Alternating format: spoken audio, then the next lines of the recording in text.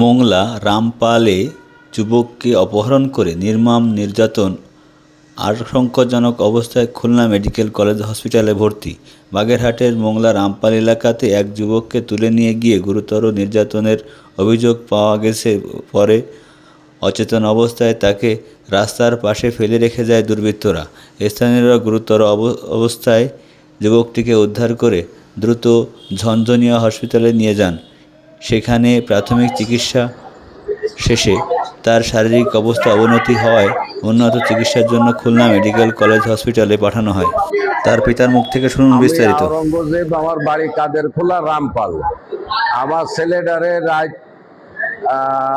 5টার দিক, সন্ধ্যা 5টার দিক, 5টা-6টার দিক কয়েকজন এলাকার লোকজনে ডাকে নিয়ে আমার ছেলেটারে রাত্রে মাইরিয়ে বাবুর বাড়ি হাইওয়ে রোডের সাইডে রেখে আসে।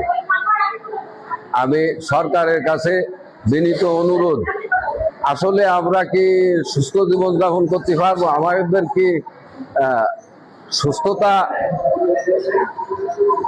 কি সুস্থতা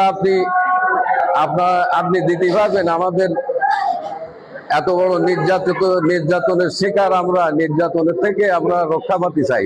সরকারের কাছে বিনীত অনুরোধ করজোরে। হিটু সর্দার। হ্যাঁ,